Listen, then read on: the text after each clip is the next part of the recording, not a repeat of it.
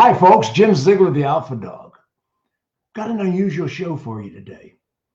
My guest, nationally known sales trainer, Jonathan Dawson. We're going to be talking about 10 common objections during the sale of a car. We're going to talk about 10 common objections that salespeople receive and 10 common objections salespeople have. And I'm going to bring Jonathan on right now and let him say hello. Here we go. Hello, Jonathan. Good afternoon to you, Jim, of course, and good afternoon to everybody watching and interacting with us live and being able to engage with us in this digital format.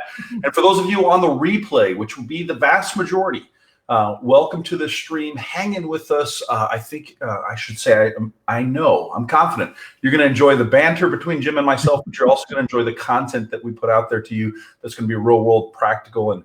And so, Jim, let me just begin by saying it's a pleasure and an honor to share the screen with you. You look great. Debbie took amazing care of you. And so I'm glad you're healthy. I'm glad you're fit. And I'm glad to see you again. Fantastic. Yeah, I look death in the face and spit in his eyes. So we're back. Okay. We've both been in multiple dealerships. We've been all over the country. We've traveled most of the year. And I know you have, and I certainly did. Since 1986 when I started this company. Mm-hmm. And believe it or not, the most of the objections that customers offer during a sale are not really objections. Mm-hmm. What they are is their anxiety reflexes. Mm-hmm. Because the closer the customer gets to making the decision, the harder they run away from the decision. Jonathan, have you ever had a customer that was really rude to you, that the customer was almost offensive in the way that they regarded, they were attacking you, they didn't treat you with respect, and all of a sudden they bought the car and got nice? You ever notice that? They bought the car and then they got nice. Yeah, because the fear was over. It was gone. The feud was over. It was the decision. And I have always theorized that the closer they get to making the decision, the more they try to run away from the decision, the more they try to escape anxiety. So what would you say is the number one thing, and this is not anything new. Customers have been doing this for the 45 years I've been kicking around the car business. What would you say is the number one objection that customers offer salespeople during the sale of a car? So because my focus, Jim, is psychology, obviously the company Cellcology is selling through psychology, I'm going to do my best to weave in to my answers both the mindset behind the scenes and the mechanics of the actual application. I want to try to give your audience both aspects because I feel like this helps them kind of further understand kind of what's happening behind the road to the sale or behind the objection, the why behind the objection. So let me first start with the psychology. I think what you said, and I'm going to frame it using my language, but is the key word everyone should write down if you're going to write down your first note on the number one reason why a person doesn't buy or buys with a lot of conflict is one key word, which is uncertainty. That one word, uncertainty, and therefore the opposite of that word, certainty, are the two main emotions you should master managing in your sales process. Anything you do that elevates a degree of uncertainty in the mind of the customer increases the chances that they will either withdraw from the deal entirely or become antagonistic or even combative. It is when they're you said anxiety, and I'm going to go one layer below the anxiety is uncertainty, creating anxiety. And so therefore, if we can focus on how do we create certainty in the mind of the buyer, we create an environment where the customer will essentially do almost anything. So practically speaking, if I can give an analogy to it as I then unpack the objection itself, imagine you've anticipated, Jim, going skydiving. Never done it before, but gosh, it's been on your bucket list. You do everything you can, you lose your inhibitions, and you finally sign up for it. And you have been pumped up, jacked up, and you're going to go skydiving. And you look up a place and it's got great reviews and you see the videos and you're like, this is my moment. You show up there, and as you're getting ready, the guy comes by and says, hey, listen, I'm going to have you working with John here.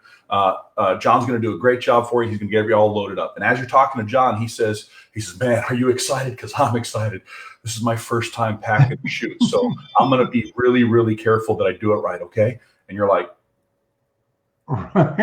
first time packing the chute. First time packing a chute for anyone but me. So you're like, okay. And the guy comes by and you're like, excuse me, John just told me, oh yeah, but he's been through training. He's watched a lot of videos. You'll be fine. And you're like, you know what? Okay. These guys, so you maybe get up in a plane and then John turns to you and he says, listen, did you notice whether or not I did the yellow cord in the back with the orange cord? And if I clip them, she's like, I'm out. Right? It doesn't matter how much a mental anticipation and excitement and enthusiasm you mustered up to get to that point. A couple of stupid things said by this new guy, John, and all of a sudden you've got too much uncertainty. You're not jumping out of the plane. And the thing is with buyers, they can come in after 13 websites and 36 hours of research and know exactly what they want and meet a salesperson when they ask one question or when they give you one objection and they hear from you something that increases their uncertainty. And all of a sudden, the true objection you now have to overcome is that. So let's get into what does that look like when it manifests? What do customers say? What do they say? Yeah, I think probably the most common one that salespeople really struggle with is the I just want to think about it. You've given me a lot to look at, and it's a big decision, and I just want to think about it. And so give me some time to think about it, and I will pair with it some things that customers, I think, do a wonderful job doing to us, which is they think that for a second that we work at Kinko's, and they say, can we get a copy of this? Is there a way I can get a copy of this? And then they act like they don't remember that you're open next week, and they go, and are you going to be here on Tuesday? Would you still be Yeah, well, look at what you're describing. Right? You're not describing a true. I want to think about it. I think that is probably the most relevant. The more people say that than anything. Yeah. And the truth of the matter is, it's an escape excuse. Sure. Yeah, it's one of those masked. It rarely means what they said. It almost never actually means the words they used. But if you want to take, here's what I'm convinced of, and I know, Jim, you will appreciate this better than most because you also study the human relationship dynamic in sales. But, there's what the words that they say is level one, if you will. If you're taking some notes, I want you to write down 3 levels to listen at if you're taking notes right now. So on trying to understand how to process this, level 1 would be what the words are the customer actually said. But if you go to level 2, it's maybe what they were trying to say in the moment.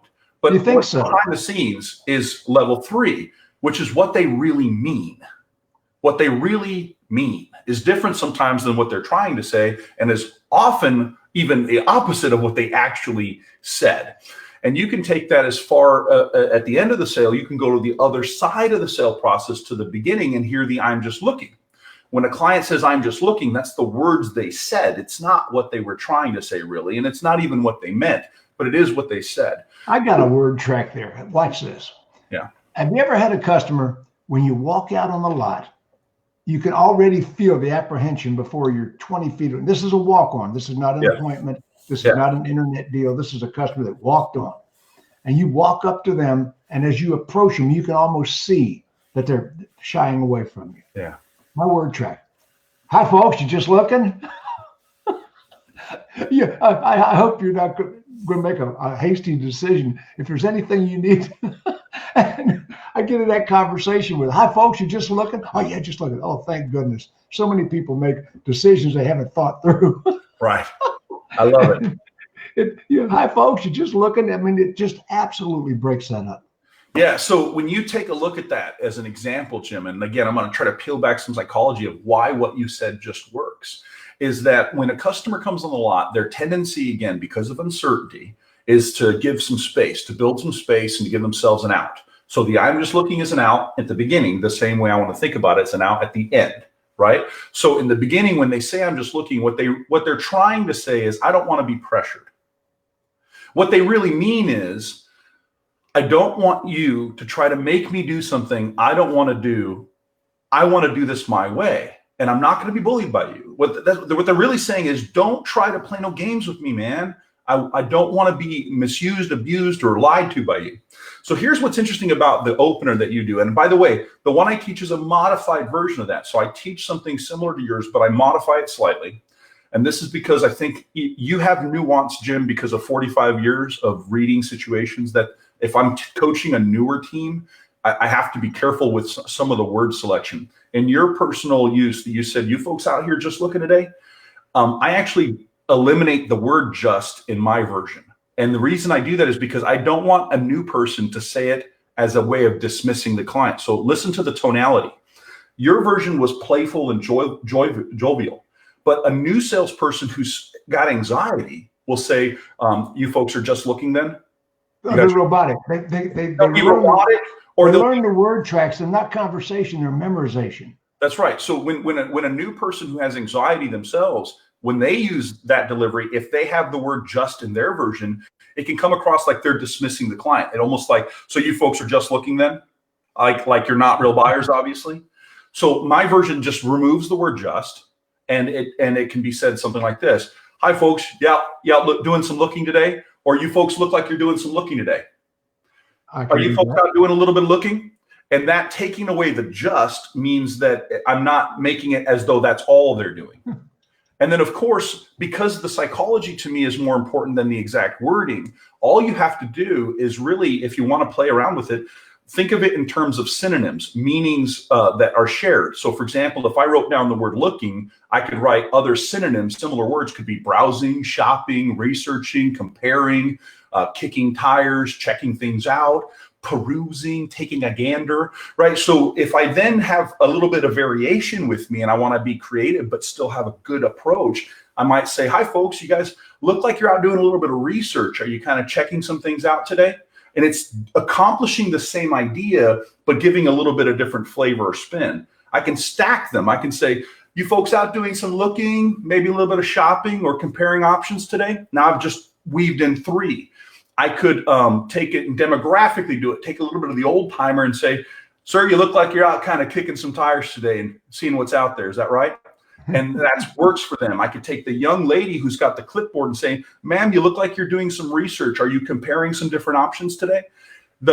As long as the concept of what they're doing is expressed first proactively, then you prevent the objection being used against you.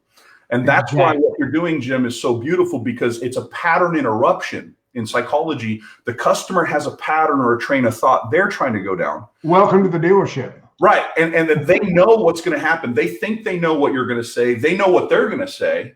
And when you introduced it first, like you just did, it caused the customer's brain to go like, oh, what? I wasn't expecting you to say that. And now they're just knocked off their game a little bit.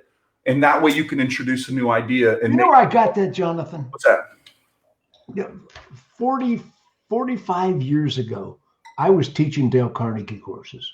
And it was a franchise, and I was, it's a Tuesday night job. I had a full-time day job. I was selling radio advertising. Mm-hmm. And one of the things about the Dale Carnegie sales course, it was 14 weeks at the time. One of the first things they say is make a startling statement. Beautiful. And Dale Carnegie did that in the 20s. Make a startling statement, something that startles them, as you said, recalibrates their brain. Yeah. But that's one of the first principles of Carnegie. Make a startling statement that they don't expect. Yeah, I use the terminology of pattern interruption. That phrasing you just gave me is a very elegant way of describing it. Startling statement, make something that startles them. My version is pattern interrupt them, but it's the same principle. That's what's beautiful about principles. Mm-hmm. They're timeless. This is not an old school technique. This is what's called a timeless technique. It's evergreen. It'll never go away because it's based on basic human psychology. All the other stuff, the nuance of delivery and the word tracking a little bit, that kind of stuff can change and evolve with times and with times we're in. But the principle is always fundamentally true. Pattern interruption, absolutely. Okay, so the customer says, I'm just looking. Are there any other word tracks or conversations you would bring up? Yeah, so first of all, if you recall, we started with the I want to think about it. And then we stayed back to just looking, because I wanted to parallel them together. I think just looking comes first. Yeah, so let's go on the timeline. Let's go straight chronological. So I'm just looking. So once again, my personal philosophy of this is that there are clues in customers' behaviors that you can look for. You said you can kind of sense the uneasiness, right? I'm going to be a little bit more scientific than that for, again, what's intuitive to people like yourself and myself who've really just been engrossed in it.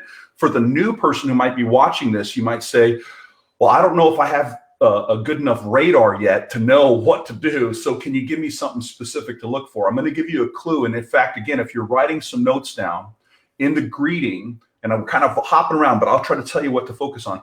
In the greeting, write this note here. Look at their feet to know how they feel. Look at their feet to know how to greet. So I'm not sure, Jim, if I've ever explored this topic with you, if I've talked about the power of the feet. Is that something you and I have ever visited? No, we haven't, but I'm familiar with it. I know body language, and yeah. Okay, so let me just set it up for those who aren't that familiar, especially, like I said, some of these newer salespeople might be watching this, looking for confidence. You want certainty. Here's what you do. Again, we're talking to customer on the lot. When I'm walking out to greet the customer, I want them to notice my presence early, which means I need enough distance between me and them by a startling statement. Hi, folks, I need to get their attention. What'll happen the moment you get their attention is their subconscious mind, through their emotional state, will transfer to their feet, and their feet will give you one of four reactions out on the lot. Psychologically, they fall into one of four patterns. You see, if the customer is actually wanting to talk to somebody, that's different emotionally than willing to talk to somebody. So here are the four. Write these down. Wanting to talk. Willing to talk is number 2. Rather not talk is number 3. Don't want to talk is number 4. So you have 4 different emotional reactions to seeing a car salesman for the first time if I'm a customer. I want to talk. I'm willing to talk. I'd rather not talk, or I don't really want to talk yet.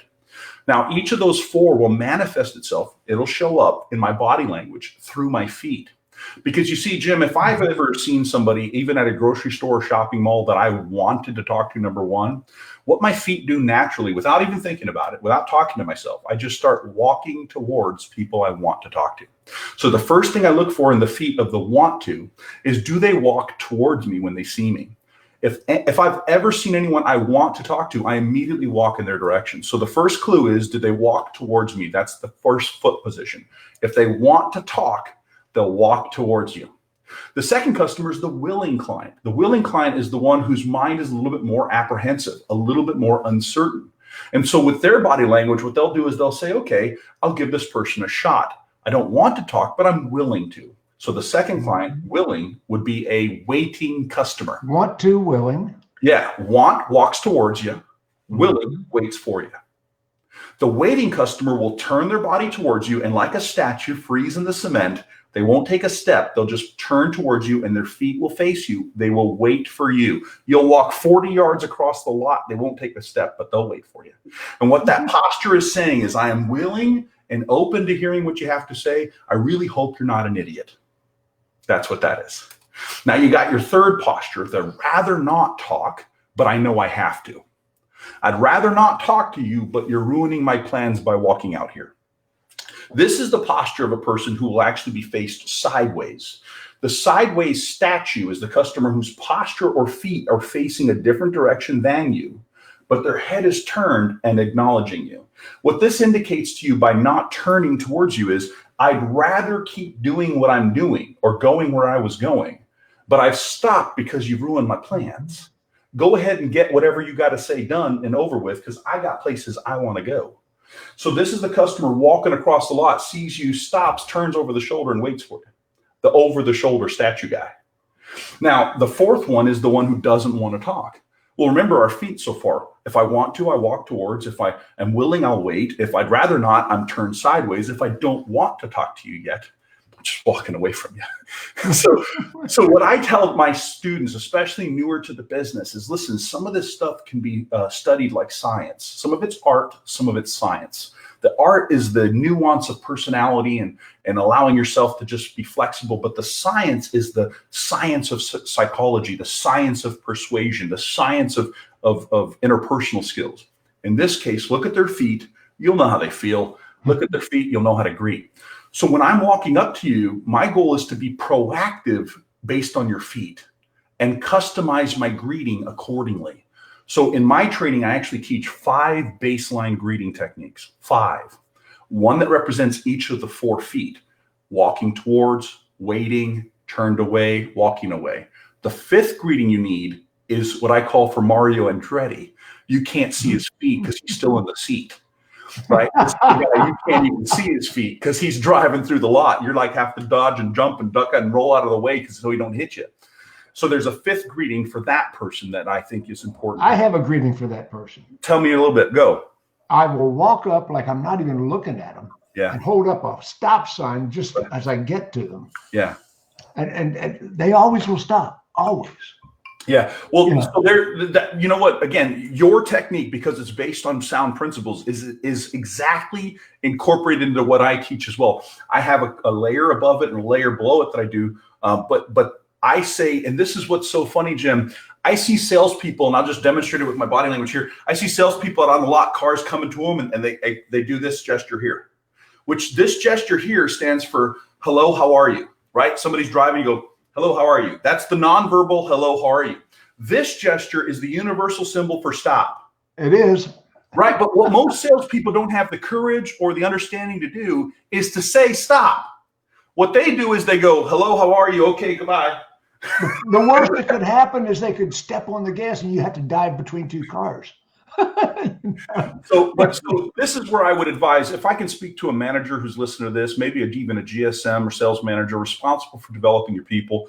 A lot of times what we do is, in the attempt to simplify things, we go so simple it becomes impractical. Teaching our team to have one greeting: welcome, my name is, your name is, handshake, and what brings you in today. That greeting works really, really well with the customer walking towards you. But the other 4 customers, the guy who's side statue, walking away or staying in the car, that greeting is less effective. Let me get another one from you. Go ahead. The customer that absolutely does not want to talk to you. How are you handling that? The walk away guy? The walk away guy. Perfect. So the walk away customer, the psychology that I use is all based on a very simple principle called empathy. Empathy is the idea to see the lens, to see through their lens, see through their mind. What is this guy saying by seeing me and walking away? He's saying, I've got things I want to do, and talking to you isn't one of them. So they're clearly also the temperament of a person who's not afraid of conflict. If you were a conflict averse person, you would never have the cojones to walk away from another person that's seen you. So this tells me this is a person who can handle a little bit of conflict because they're creating it by socially walking away from someone coming towards them. And their mind is, whatever I'm working on is more important than talking to you. So the way I approach them from the back as I'm coming, they know I'm coming, they saw me. I'm 15 feet away, and my opener is something like this: a startling statement. I'll walk up behind and I'll say, hi there, sir. I see you're out doing some looking today, and I almost get the impression you don't want to be bothered. Very similar to what I'm doing. That is interesting. Yeah. So what will happen almost inevitably is they will go from the I don't want to talk to the side statue, posture still turned away, over the shoulder, and they'll say, yeah, man, that's okay. I'm just looking. I anticipate and expect it because in this case, they're closed off to me, and kind of like the door behind me, you know, Jim, if I threw a ball at a closed door, it'll bounce back. If I throw a ball at an open door, it'll go through. When I'm talking to a client who's got a closed posture, my expectation is whatever I say will bounce back. So when I say, I see you're out doing some looking, get the impression you don't want to be bothered, I anticipate my statement of them just looking is going to bounce back, and they're going to say, yeah, right now I'm just looking. They're going to echo it. The moment he does that, here's my follow-up. I say this. I say, you know, a lot of clients, when they're first getting to the lot, don't want to be bothered. They'd rather look around for a little bit by themselves without being asked a bunch of questions because they just want to see what we have without wasting time. While other customers know what they want and would prefer more of a guided tour to save time. Would you like to look around a little bit by yourself, or did you have a question or something specific right away? Now, the framing here is very important that I unpack for a second. You see, if I let the customer use their own words, they would say, I just want to look around a little bit by myself. Instead of them saying it and me having to try to persuade them they're wrong, I actually initiate that that's what they would want to do, allowing them to select it from my options. For some customers, they want to look around a little bit by themselves, don't really want to be bothered. Just want to see what we have and not waste time. And then go ahead. I say, Mr. Customer, no problem. No problem. No problem is one of my best. No problem. I'll be close by if you need me for any information. Yeah. And I stand about 100 feet away. Yeah, that's right. And when they call you, now they've invited you in. Mr. Ziegler, what about this? Okay, now they've given you permission to approach and to talk to them. So I'm a little bit more of a ninja bully than you. You're nicer than me. No. Okay? Let me tell you what I do that's a little bit more of a ninja thing, a little bit more of a ninja bully. I add one layer to it, Jim. When I say, listen, if you want to look around, do me one favor. I'm going to step back here and give you space. If you need anything, just look back and I'll come running. Listen to the little language there. If you need anything, just look back and I'll come running. See, watch this. See, now they'll take 10 steps and they'll wonder where I am, or they'll wonder if I'm following them. They'll wonder whatever, but it won't be long. I promise you, it's not even a minute that goes by. That's true. That's absolutely true. I mean, when I say I'll be close by, if you need any information, just call on me. And I'm going one step further. They don't have 5 minutes. They don't have to call on me. They just have to look. What will happen is, and I promise you, if you practice this, it's like clockwork. It happens. They'll look, or the husband will look, or the wife will look, and I'll literally come running. Like I promised. I'll start jogging towards them, and almost every time they'll give me the hand. Oh, we don't need anything yet. No, we don't need anything yet. I say, hey, listen, no worries. If you need anything at all, just look and I'll come running again. And I step back. And I promise you, it doesn't take another minute. One of them will check. It doesn't take a minute. They'll never turn me away the second time, though, Jim. I've never been turned back the second time because they're the one initiated. They keep looking. It's their fault, not mine. I'm just doing what I promised. So you're doing the ninja approach, and I'm relying a lot on Ziegler personality. 45 years in the business, my maturity, and usually when I'm in a dealership, I'm the only guy wearing a suit and a baseball hat. Yeah, right. Okay, let's move on to. I want to think about it. Well, now hold on a second. I want to pause because if you want to explore it a little bit more chronologically, then the next one you're going to get hit with is things like "You're my first stop" or "I'm not buying today." Those will happen chronologically in the sales process because I want to think about it really. It's the big kahuna. It's the one that crushes so many salespeople. We could save the best for last because it does come up at the end. But it's your show. How do you go where you want to go with this? You're the guest. Let's just, you know what? If we can unpack it chronologically, it might help for note taking because then they can prepare a little bit. Prepare this one, then this one, because in a timeline of a purchase, they do kind of fall in this chronological pattern.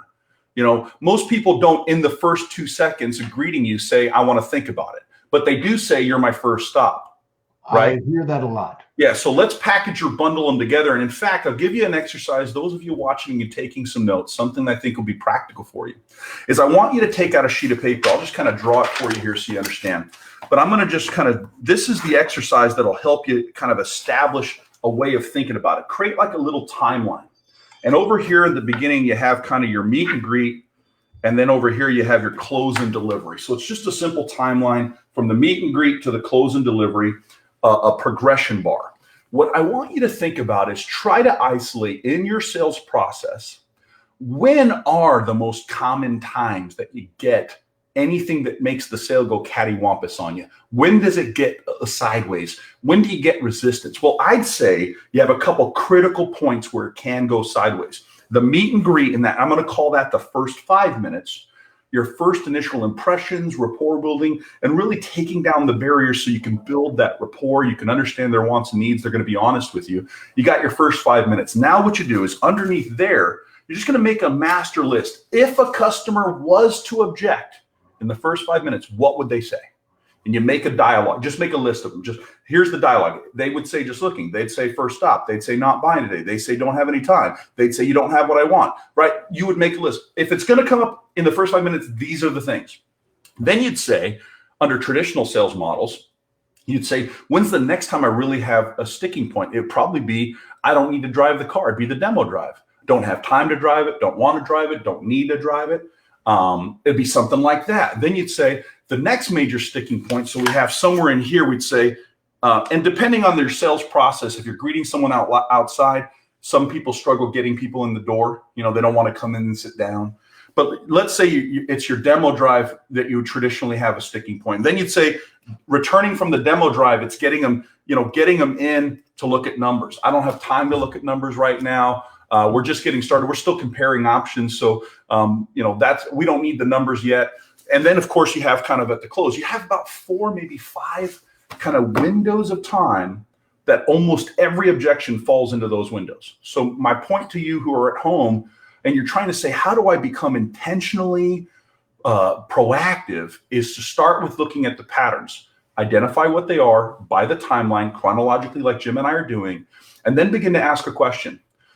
If it were possible to preemptively strike, to proactively address, is there a way I could initiate this so I don't have to overcome it?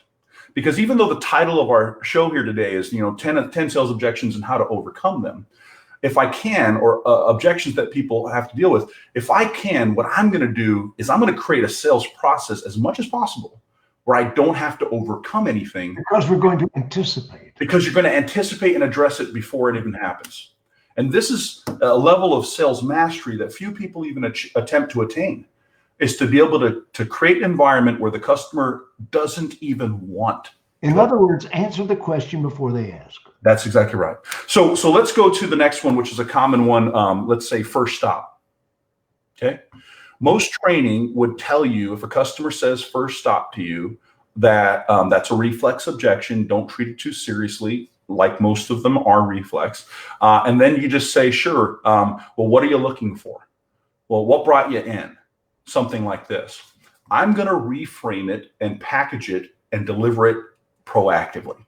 So my opening line, I'll piggyback on top of the looking part. And it might sound something like this. I say, folks, welcome to our dealership. Thanks for coming out. Are you here doing some looking or a little bit of shopping today? And they say, yes, actually we are. We're looking at the Honda Odyssey. I say, great. As part of your research and shopping, do we have the pleasure of being your first stop, or have you actually been to a few places? Now that question preemptively addresses whether or not I'm first stop. What most salespeople consider as an objection to be then overcome, I actually introduce in the form of a compliment. Do we have the pleasure of being your first stop? Do we have the honor of being your first stop? Do I get to be your first stop, or have you actually been to a few places already? I have never used that one. Is that making sense the way I'm framing it? Oh, it makes a lot of sense. When they say this is our first stop, or whether that comes out of their mouth or I anticipate it, and like you just did, you answered it. Yeah, well, actually, I'm setting it up to be framed really interestingly. See, I'd like you, if you don't mind, because there's really only 2 options to the question. I'll just show you both pathways very quickly. So if you were my client, Jim, and I said, do we have the pleasure of being your first stop, sir, or have you been to a few places? Just pick an answer. Well, actually, this is the first place we shopped, Mr. Dawson. Well, we need to shop. Yeah, I appreciate that. If you don't mind me asking, with so many options to choose from and so many places you could have gone, is there a particular reason that you came to us first? Was there a reason that you started here? Well, yeah. Actually, most people shop first where they really want to buy it. I try to tell people that. No, you're 100% true. And here's the beautiful thing, Jim. You see, if you think about the answer to that question, or potential answers, if I surveyed 10 random people who said, you're my first stop, and let's say they meant it. If I said, what was it that out of all the options of places you could have started, what was it that brought you here first? You're going to hear things like, I found a vehicle on your website I'm really interested in. You're close to my home or work, so therefore proximity/convenience. I spent some time looking online reviews, and you guys have a great reputation. My friend recommended me. I bought here before. My vehicle gets serviced here. But you're going to get a good reason why they prioritized out of every place to go. One of those answers is so cool because they said, we found one of your vehicles on the website. And I said, oh, you evidently been doing a lot of thinking about this. That's right. That's right. And I plant that because that's going to precede I need to think about. Evidently, you've been thinking about this for a while. You've done some research. So look at the fascinating way of how this sets up a reason to do business. Imagine you said back to me, I found you guys' reviews online really positive.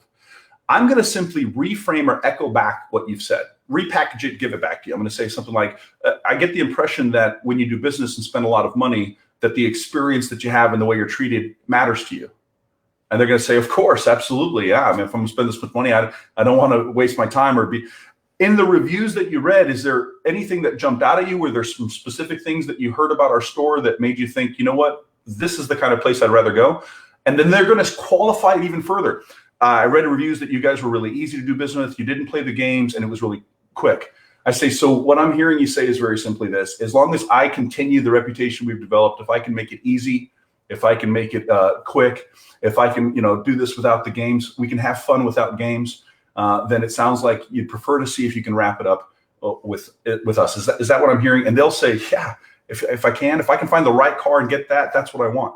If it was a vehicle, like you mentioned, I found a vehicle on your website I'm interested in. I say, sure. So the vehicle on the website was interesting and you just wanted to see if it was everything we advertised, if it was as promised, and if the deal is as good as what you saw online for the vehicle. And that's why you're here, to make sure that it's everything we promised. As long as it is, then at least I have a shot at your business, it sounds like. I just frame what they gave me back to them as a reason to do business. And I've eliminated the tension or awkwardness of being the first stop, because I turned it into a compliment and a reason to buy. And that's why proactivity is so powerful. I love it. So the third objection. Not buying today. Not buying today. Yeah, chronologically. Hey, listen, not buying today, beginning stages. We're just in the preliminary research or some other variable that's causing them to tell me that right now they're not ready to commit. I think not buying today is another common, again, in that first chronological bundle, you have to be prepared to address not buying today. Now, once again, a traditional training approach that's common would be when the customer says we're not buying today, it would be to then respond and say, well, folks, if it doesn't make sense, I wouldn't expect you to do it. My job is to find you a car that you like, and let's just, let's see where we go from there. But, what would it take to get you to buy today, or something like that? Yeah. And that's fine. The first stop, the guy likes to come back with the quick quip and says, well, maybe I can make it your last stop. That's fine. But there's a lot of cute one-liners on the market today. I mean, and they have their place. They have their place. I'm not diminishing them, but I want Jonathan. Jonathan, I teach F&I schools. Yeah. And so much F&I today is robotic and rehearsed, and I keep telling people it's conversation. It's not memorization. That's right. Speak with the people. Don't speak at the people. Don't deluge and bombard them with a bunch of one-liners. That's the easiest part of my job. I'll quit it. Stop it. Give me a break. No, you're right. But you know what? And that's because, Jim, if you have a relational mindset, then you know that word track like that, little quick one-liners, have their place, but they're often thrown out there in an inauthentic way, right? So obviously, assuming that the people watching this are wanting to be authentic, and if it matches your personality and the customer's temperament, go ahead. Authentic. What a great word.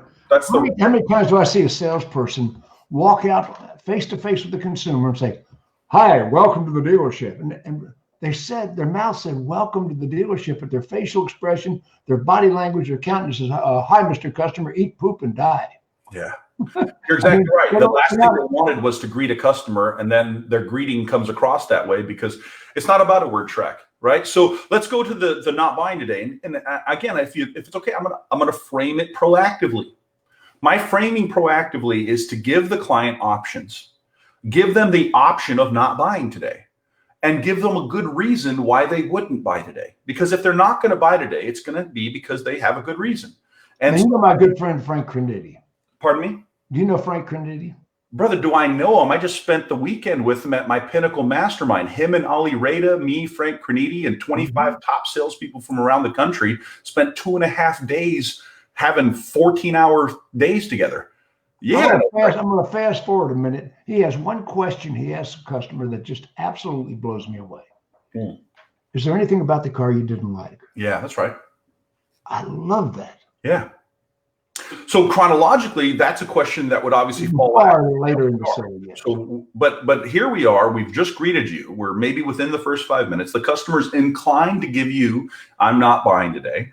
My framing then would be to introduce that for them. Introduce the idea that they don't have to. And I usually do it in options. So it sounds like this.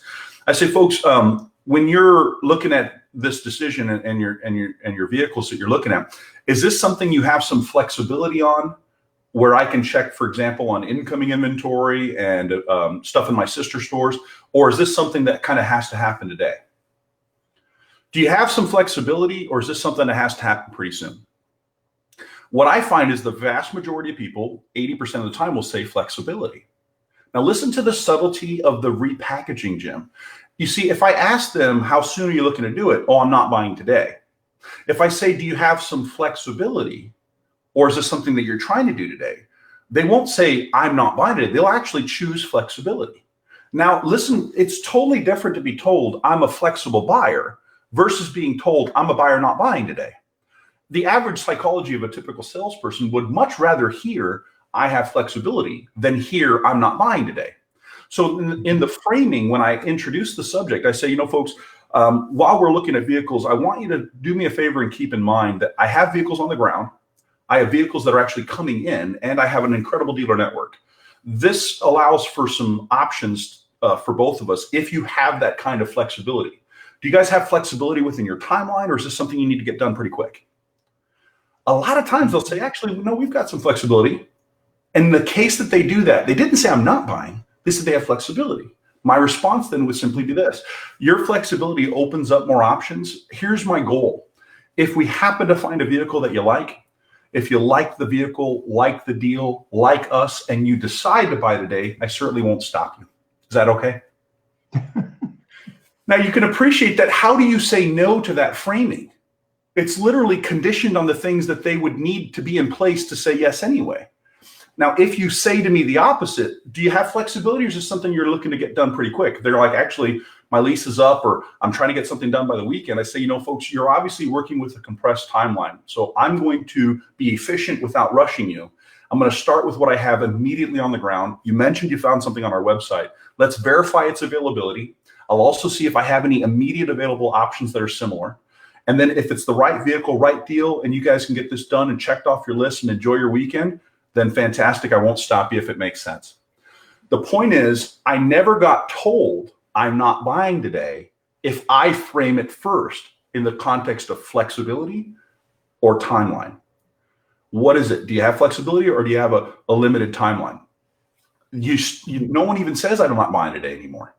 And so my view would be, and my encouragement to anyone watching this who would like to have less friction in your sales, is as much as possible, align yourself with the customer's psychology through empathy. If this customer was thinking X, how do I frame what they would rather say anyway? Remember, listening at level 1, what they actually say. I'm not buying today. Level 2, what they're trying to say. I don't want to be pressured. Level 3, what they really mean is, if I could find the right vehicle and the right deal, I'd rather get this over with than keep shopping. I'm addressing level 3 for them, so they don't have to say level 1 and create an objection for me. Love it. Love it. Continue. What is the next chronological objection? Timeline, and let's go into something like inventory. Don't have what I want. Not seeing what I want. Right now, inventory challenges are real. And you got a customer that's coming in that's looking for XYZ, and XYZ ain't on the lot, and you might not get one for 2 weeks. So I think, again, the line that I gave you earlier, the expressing to the customer about availability is, I do have vehicles on the ground now. I have vehicles that are coming in, and I have a great dealer network. So I think it's really important, going back to proactivity, that you address this idea early for the client. And here's why. Suppose you and I are kind of walking through the inventory, looking at vehicles, trying to find something. Okay, we're out there. We're out there. Yeah, right now we're perusing the inventory. Right, we're out there, and I got a great objection to overcome here as well. So yeah, we're at the selection stage. We're trying to find that car that you're looking for. Now, here's the challenge: if we're walking around for, let's say, more than 2 minutes, 3 minutes, the customer starts going, "I don't see what I want. I'm not seeing it. Where is it?" And their brain starts thinking, if they don't have it, I need an exit strategy. Right? Where do I go from here? So how do I politely excuse myself if the car I want is sold or gone? So the customer's mentally, the more time you spend walking the lot looking for the car, let's say, the more the customer starts thinking, okay, I need to get out of here and go on to my next location. So this is why proactivity is so critical, because if it turns out the vehicle is not actually available for whatever reason, and you then disclose that, the customer has already mentally ramped themselves up for their departure. Well, let's go back. Let's rewind just a bit. Sure, go ahead. Because a lot of dealerships have a process where the salesperson brings the customer into the showroom first and does a needs assessment. Yes. And the needs assessment is generally where a lot of deals get blown. Oh, 100%. Oh, I mean, it's one of the stupidest things we do, because the customer is going to be asking questions we are not yet prepared to answer. Okay. We haven't selected a vehicle yet. Right. So all of a sudden the salesperson is unprepared, and the customer says, I need this Power Stroke and really exotic truck. Sure. We don't have it. And the salesperson does the second most stupid thing. We don't have that.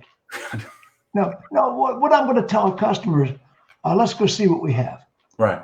I mean, and I'm going to, even though I know full well that vehicle's not out there, right, unless it's some really exotic that we're never going to get. Most customers don't get the car they think they were going to buy when they left the house. Almost all of them have flexibility. Take them to the inventory. If they're dressed for the weather, yeah, take them to the cars. Yeah. Less time in needs assessment and more times because people don't know all the colors you have. They don't know all the equipment you have. How many times have I seen a customer totally switch themselves because they saw something? I'll go back in time, get in my time machine, tell you a story that taught me that lesson when I was pounding the pavement 20 years ago, which, by the way, last month was my 20th year anniversary in the car business as of August 12th. And I tell you, early in my career, I learned a valuable lesson. We had a Camaro. It was a T-top Camaro, manual, V8 on the front point. And we were getting people pulling in to look at that car. It was parked exactly where it needed to be to catch eyeballs. This young lady pulls on the lot, and I go out to greet her. And as we're talking about, she's like, oh my God, that thing was so beautiful. I had to come look at it. And then it ends up being a manual. And then it ends up being a V8. And she's so uncomfortable with the idea of it being a manual. She's even a little bit uncomfortable with it being a V8. It's way too much power. But as we're just talking, I said, do you mind if I ask you, I know you said you noticed the car. What would you say is the most important thing to you in your next vehicle? How will you kind of know that you found the right one? And she said, oh, it all just comes down to that feeling I get when I look at it. So now I knew that it wasn't that it was a Camaro, and it wasn't that it was red. It was that it evoked an emotional reaction from her when she saw it. So the moment I realized that's really what she was saying attracted her to the car, not that it was a Camaro sports car, but that it evoked this response. I said to her, when I look at my inventory, I have certain reactions to cars, but you might have a different one. Why don't we do this? While you're here anyway, could you just walk the row with me and just give me impressions? As we start walking, Jim, she goes, ooh, what's that? I said, that one right there? She's like, yeah, what's that? I said, oh, are you talking about the limited edition two-tone Camry? She went, uh-huh. I've never seen a car like that with a two-tone. It had the lower panels a different color tone than the above panels. It was a Camry. It was a four-door sedan. It was a four-cylinder Camry that was a special edition with two-tone paint on it. And she went, ooh, what's that? And I'm like, oh, you mean the one-of-a-kind, sexy, beautiful, oh my gosh, look at the paint, two-tone Camry? She's like, yeah. Can I look at it? I said, yeah. She ends up driving out, an hour later in a four-cylinder sedan Camry, but it was the red T-top V8 Camaro that brought her in. And an average salesperson's mindset would be, ooh, I got to find her a sports car, or I got to find her. We were in a Chevy store. I'm a Toyota store. Now I'm going to another Camaro that's an automatic, that's a V6. That's the way an average salesperson's mind goes. But if you understand the customer's motivation, then you can steer them in that direction or let them steer you. Great point, Jim. Great point. I'll tell you, this is absolutely great. We got 49 minutes into this, and we haven't even got there yet. I'm sorry. I'm loving it. Okay. I'm loving it. It's amazing to me. I had a customer, and this could be prehistoric. In 1980, I was working for Superior Dawson Nissan in Jacksonville, and we got two lime green 280ZXs. Lime green, baby poop green. I mean, the ugliest green you could imagine. Flat, no sparkle green. And every salesman walked away from it. Mr. Coggin, the dealer, put a $500 bonus on that car. Nobody could sell it. Yeah. full commission plus 500 over what you make. Right. So get this car out of here. I had a gentleman from the Philippines named Mr. Castro, and I walked Mr. Castro right out past he was looking for a 280ZX. I took him past he turns around, Mr. Ziegler, what is this? This is beautiful. Don't see many of these, Mr. Castro, special edition. Every dealer got two of them. We hung on to ours. Mr. Castro not only bought that car, but he referred another customer he worked with that bought the other one. Brilliant. I mean, but I walked because I don't know what I don't know. I walked him past it. Yeah, I do say, and I do believe a strong customer needs analysis that asks the appropriate questions. Like you and I both know that there's some kind of cliche, hot button, stop asking, what the hell were you thinking? Stupid questions that salespeople ask when they're doing their needs analysis. And it's really stuff they don't really need to know, like where are you trying to be on your budget and how much money down did you want to do? And we can. Oh my God, what a stupid question. What's your budget? Oh my God, right? Tell me a number you made up on the parking lot. Tell me a number you made up on the exit ramp. So we know that a poorly done customer needs analysis leads us down the wrong path. That's for sure. But managers, they come to the sales desk. This is where the frustration is. Where do they want to be? I know. What a stupid ass question that is. Where do they want to be? How much are they looking to get for their trade? Do they have a number? Do they have an idea of what they want for their car? I don't know. Let me go ask them. $1 million. I mean, we do this. I mean, it's really sabotage. It's internal self-sabotage. When you have a desk manager asking questions of a salesperson that then asks that of the customer, that then loads the deal incorrectly based on nonsense. And then you have a frustrated and flustered manager going, how am I supposed to sell these people a car at no money down and $250 a month with $8 million for their trade? So there's the salesperson. Where do you find customers? Go get yourself a real buyer. Come on. There's the salesperson trying to scare the manager's pencil. Yeah. Anyway, they've already asked the wrong question all day long. But let's try to stay focused because I'm eating the clock. Here we go. So going back to the availability. So my view is simply this. I just really believe that you offer up proactively. Folks, keep in mind as we're looking at vehicles like the truck you described, I have vehicles that'll be on the ground. I have vehicles that are coming in, and I have a wonderful dealer network. If we don't find that the inventory allows us right now something, keep that in the back of your mind and we can go to plan B. If I said that early, then walk the lot and we don't find it, you're going to go to plan B with me instead of you're going to go down the road. So you have to plant the seed early so you can reap the harvest and eat the fruit and enjoy it while the customer's still there. If you don't plant the seed early, then by the time you do find out you don't have the car and it is gone, the customer's mentally already committed to leaving, and you have to then persuade them to stay, which is you're going to have a less time, less flexibility, and less grace. You're throwing money at them. You're throwing discounts. That's right. Try to incentivize them. Don't do that. Try to keep them here. That's right. All right. So let's keep going down the road here. Let's get into a little bit of you've presented numbers, and now you're getting some pushback in the worksheet or in the closing. Is that okay? Can we go there? Let's do it. Let's do the numbers. All right. So one of them you alluded to a little bit that I think I want to piggyback onto and close the loop on was the I'm still shopping, right? Or I haven't done all my shopping. So once again, I have to stress this, and I hope it doesn't sound like I'm beating the drum too much, but if you get objections at the end of the sale, there's a really good chance that had you been proactive, you could have preempted them or prevented them entirely at earlier points in the sale. So let's go back to you're telling me early that you found a vehicle on our website or you found a vehicle online that you're interested in. Mm-hmm. Watch the way I'm going to qualify your thinking that'll set me up for later. This is back earlier in the process to set me up for at the end. When you said to me, I found a vehicle on website or I found a vehicle online at Car Gurus or whatever the site is, I'm going to respond this way. I'm going to say, Jim, I really appreciate that feedback. My management loves to know that those websites are working for us and that people find them helpful. If you don't mind me asking, when people shop online, they typically do one of two things. Either they start first with the vehicle they have in mind, and then they sort all the prices online to find it matches the vehicle, or they have a budget they start with first, and then they sort the vehicles to match the budget. When you were doing your research, do you recall how you started? Was it the vehicle first and then the money, or was it the money first and then the vehicle? How did you start? Now check this out. Whatever you choose tells me your priority in the deal. Does that make sense? The money of the car. The money of the car. And watch this. Suppose you, for now, let's say you picked the car first. You said, actually, I had an idea of what I wanted. I knew what kind of vehicle it was. And so then I did that first. I said, so let's say out of the thousands of vehicles you could have chose, you were looking for a particular one and you found ours.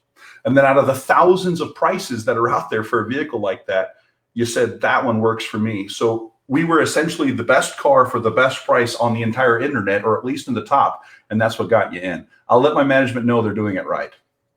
Fantastic. You're going for the now commitment in a roundabout I am. way. And I'm affirming for them that out of the thousands of cars they could have chose from, they picked ours. Out of the thousands of prices for that kind of car, they picked ours. So they did pick ours. So in other words, Mr. Customer, if you could own, and I never say buy, if you could own this car on your own terms, you'd go ahead and own it now, wouldn't you? Yeah. Wouldn't you? Now, if you could own this car on your terms, and I always say your terms, I repeat that to them, your terms. Now, I'll add to that. And again, if you don't mind, Jim, I'll No, I don't mind. Go ahead. Yeah. So here's the thing. Some salespeople don't have the strength to negotiate a deal on the customer's terms and it still be a profitable deal. And I say they don't have the testicular fortitude. Well, that's a more anatomically correct way of describing it, sir. So what I remember, I only had my GED. You actually have a high school diploma. I only did GED, so I don't know big words like testicular. Testicular fortitude. So, but my point would be this. My point would be this: that I like to say, as long as it's fair and competitive. So my terminology that I use with clients is the baseline agreement is that the deal would be fair and competitive. Sometimes I even weave in the word transparent. But essentially, those are the elements of a good deal in my mind. A fair deal that's competitive as well. So, because if I suggest on their terms, unfortunately now, in my opinion, the customer then could give me terms that I think are unreasonable, but they are their terms, and it's harder. Customer, let's drive it. Let's get with the management. We'll discuss your terms. I'll give you all the information here. Listen to this word tracking. Yeah, go ahead. I'll give you all the information you need to make an intelligent decision with no pressure to buy whatsoever. Now that's fair, isn't it? Right. I'll give you all the information you need to make an intelligent and informed decision with no pressure to buy. That no pressure to buy. Yeah. When that sneaks in the conversation, all the information you need. All we require is you select and drive a specific vehicle. That's right. So my only, like I said, my only concern, and I'm giving this from the experience of doing a lot of sometimes coaching to newer people who unfortunately, when they say something like, your terms, the customer then, who maybe the salesperson hasn't built enough value, enough rapport, the customer then gives you a lowball offer, and then the salesperson feels like they're trapped because the condition of the yes was that it was built on their terms. But I think fair and competitive, at least in my language pattern, if I say, folks, my goal would be to make sure that you have the vehicle that you're interested in, get the information that you need, and ultimately the deal is fair and competitive, that you feel like you're being treated fairly, and that you're getting a competitive deal on the vehicle, so you're not being taken advantage of. You and I are engaged in something I call semantics. That's right. Alternative words. Yeah, to achieve the same thing. That achieve the same thing. Yeah. So let's continue then. So that's all I'm saying, though, in the framing there is make sure that you are as proactive as possible in identifying their way that they came to the numbers and the car. You were doing some research online. A lot of customers start first with a vehicle in mind, then they sort to the number that matches the vehicle and go, that's the one I want to see. While others start with a budget and then sort to the vehicle. How did you guys arrive at this particular car? Then they tell you, I was looking to be at this much money and I found a car. And so out of all the budgets, this was the right budget. Out of all the cars for that budget, this was the right car. So my management did the right thing, priced it competitive and fair. And it sounds like that's what got you in the door. Is that right? Competitive and fair. I love it. Yeah. So now we go to, and we're coming up on the clock, and I feel like I'm cheating your audience because I don't know if I'm going to get to all 10. We might not get to all 10. We'll have to do it again. We might do a part two. Do you want to leave them on a cliffhanger? Because I know you want to wrap it up, and I have a flight, by the way. So let's get ready to wrap it up. We didn't give them all 10, but we gave them a great information. They're getting good feedback on the sidebar. Can we? Is there some comments? Is there anybody you want to address a comment or question? We can speak to the audience. No, I think we could leave that alone for right now because we're almost. We just hit the 1 hour mark. Yeah. And I think we gave them a lot of information, don't you? I feel But like the one piece of information we didn't give them. Yeah. How do we get in touch with you? Well, I appreciate that. So those who are familiar with me already, you'll know that I'm on a mission to save the world one salesperson at a time. That my goal and purpose is to teach salespeople how to out-experience their competition in order to create raving fan advocates. And the way that we do that is that we teach the psychology behind the sales and marketing so that salespeople are empowered to understand why behind the road to the sale. Management understands why their team is doing what they're doing. So they're the road to the sale didn't die. We just added technology. That's it. That's exactly right. I've made that case many times. The road to the sale is still a legitimate process. So that being said, if you're interested in this approach, and I must just qualify, I'm not the only one trying to solve this problem. There's a lot of great voices in this space. I feel like I add a unique perspective because of the psychological focus. And I'm also one of the few, and I'll say one of the few, there are others out there, but I'm one of the few that really do practice what I preach. I'm in stores and I'm actually doing this stuff. I have on my phone probably 1,000 recordings of me with customers on TOs out on the lot and doing all this stuff. So everything I'm talking about is actually proven in real world. If you're interested in this and you're a client or you're a dealer, here's my conditions if you'd like to talk. You have to absolutely be in love with your customer. You have to love customers and want to serve them and want to do it in a legitimate, authentic, ethical, and transparent way. You have to love your people that do business with you. That's rule number one. Rule number two is you have to love your team just a little bit more. That's my ideal client. If you love your people just a little bit more than you love your customer, and you're desperately in love with your customers, then you and I should probably talk about how psychology may help you. The way you find me is really simple. I'm all over the web like Spider-Man. You cannot miss me if you are looking for me. Just go to Google and type in Sellchology, Sellchology, and you'll find all kinds of resources and content there. Send us an email at info@Sellchology and let us know that you saw the broadcast with Jim and you'd like to explore some options, and you can reach me that way. If you're a friend of Jim's and you're then therefore interested in what I'm doing and you're a friend of mine and you'd like to reach me by my personal cell phone, you can call me at 612-387 Slow down. 776. The dog is a slow typer. 612. Yep, 387 7776. And you can just shoot me a text and say, hey, saw you with the dog. Love to talk. And any friend. Okay, is that it? Is that it? You nailed it. You're a lot faster than you thought. Okay. So, so anyways, if I can just close by saying, Jim, what a pleasure and an honor it is to connect with you. I know that that we have a past that some who have followed both of us are aware of that wasn't always what you're seeing now. And I think there was a season where there was a lot of miscommunication that led to that. And I'm just humbled that you saw enough value in what I'm doing that you said, I want to reconcile and I want to restore and I want to reach out. And for those of you who are following and don't know, Jim has been incredibly gracious over these last several months that we've reconnected. And there's a lot of behind the scenes conversations that I've had that led to this conversation today. But I'm just very, very grateful for you, Jim. I really appreciate the impact you've had in the industry and the fact that you are relentless in pouring back into people's lives and giving back in any condition that you're in. You're always thinking of others. And I see that and I appreciate it. Jonathan Dawson, you are greatly appreciated. Excuse me. A little choked up there. Anyway, I've got your number on the screen. I'll be putting this on my personal platform as one of the training pieces. So we're giving a little piece of your training on my platform, and I'm charging people for it. All right. But it does reference back on that platform to you, and we'll bump into each other again. I'm looking forward to the day that we can shake hands and share a meal again. Take care, big guy.